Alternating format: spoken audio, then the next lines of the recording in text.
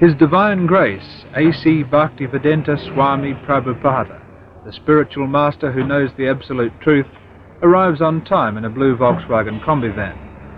For members of the Hare Krishna sect, it's the first coming. For the press, just another Indian mystic. And for the Pennington mob, another curious visitor. His Divine Grace founded the International Society for Krishna Consciousness in 1966, but it's said his disciplic succession can be traced back directly for 500 years. According to his followers, he's the divine representative of God, and he's completely pure. Basically, the movement he heads is austere and exclusive. Alcohol, tobacco and sex, other than for procreation, are frowned upon, and diet is strict and simple. Disciples surrender everything they own when they join the movement, and they survive on money from publications, donations, and they say Krishna. God or Krishna is all-pervading.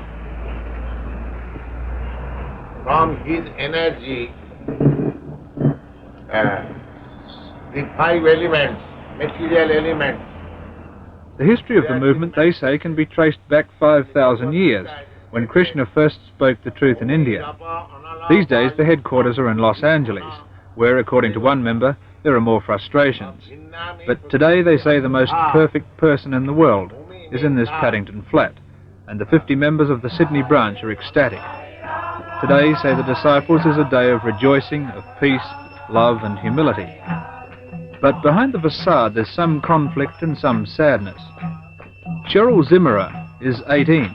She tried university and a job in Treasury before leaving both to join the sect a few months ago. Today, after her initiation by the spiritual master, she says she's found true happiness. But her mother and her aunt are not so sure. For them, the ceremony represents an alienation from the type of life they hoped Cheryl might lead. Well, I'm not happy with it. I don't go along with it, but it's her life. It's what she wants. So my husband and I make the best of it. What worries you about her being initiated? Her future. Her whole future, and the fact that they're teaching them that there is not to have sex. I came here last night and the spiritual master was telling them that to have sex is like animals. Yeah. Well, this isn't the way I've brought my children up. And to hear this sort of thing, I'm wondering what her future is. She's given up university to do this, given up everything, she's not working.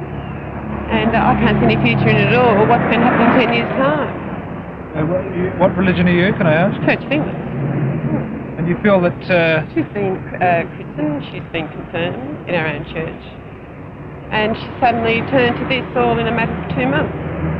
What do you think has attracted her most of all about Well, this? she's been looking for something. She's an introvert and she's felt she's wanted more out of life than what she's been getting. And she's obviously getting it, isn't she? Because she's, her ideas... She seems very happy since she's been here, doesn't she? Her ideas coincide with these people's ideas. And I think they're very good living people. They're very sincere in their ideas. But they're not my ideas. This is one of the things you don't particularly appreciate. No, I can't see the point of doing this. Sure, why do you in fact prostrate yourself like that?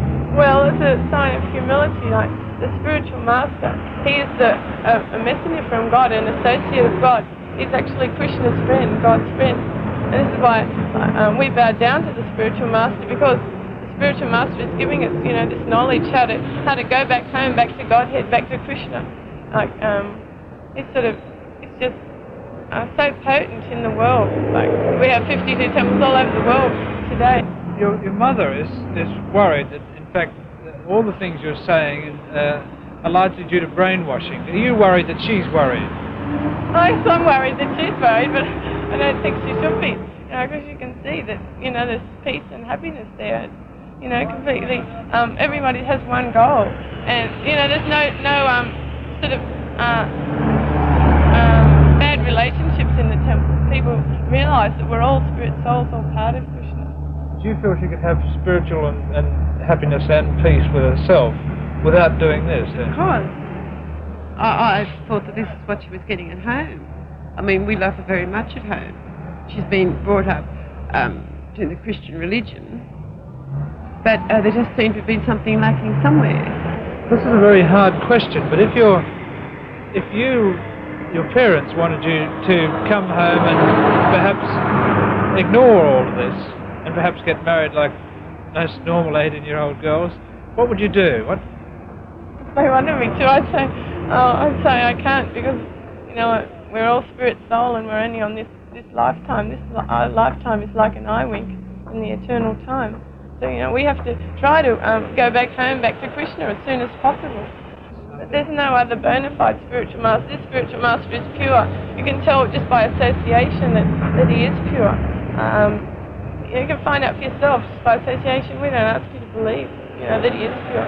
Just because he's such a pure soul, a lover of God, completely devoted to God. So Krishna says, if you serve the spiritual master, well, then it's it's better than serving me. It's better. Krishna would rather you serve the spiritual master than he would to serve him, because the spiritual master is the friend of Krishna.